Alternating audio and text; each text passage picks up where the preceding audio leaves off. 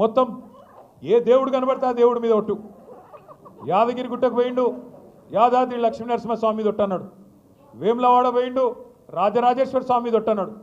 భద్రాచలం పోయినాడు, సీతారామస్వామి మీద ఒట్టన్నాడు. అలంపూర్ పోయినాడు, జోగులాంబ తల్లి మీద ఒట్టన్నాడు. ఇక్కడ హైదరాబాద్కి వచ్చి జూబ్లీహిల్స్ పెద్దమ్మ మీద ఒట్టన్నాడు. నిన్ననే దేవుళ్ళందరూ మీటింగ్ పెట్టుకున్నారంట.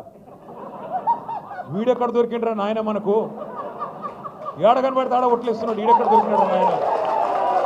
ఎందుకంటే మనుషులను మోసం చేసే మనుషులను చూసినాం, దేవుళ్ళను మోసం చేసేటోడు మొదటివాడు వీడు.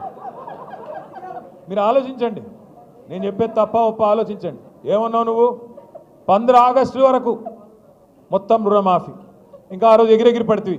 హరీష్ రావు యాడున్నావు? మూసిలో దుంకు, గంగల దుంకు, రాజీనామా చేస్తావా సస్తావా అంటివి.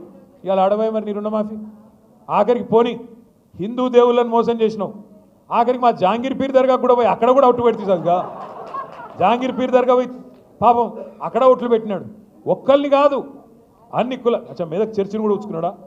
మెదక్ చర్చిలో యేసుక్రీస్తు కూడా బాధపడుతున్నాడంటే వీడెక్కడ దొరికిండ్రా నాయన. అక్కడ పోయి చర్చిలో అక్కడ కూడా ఒట్టు పెట్టినాడు.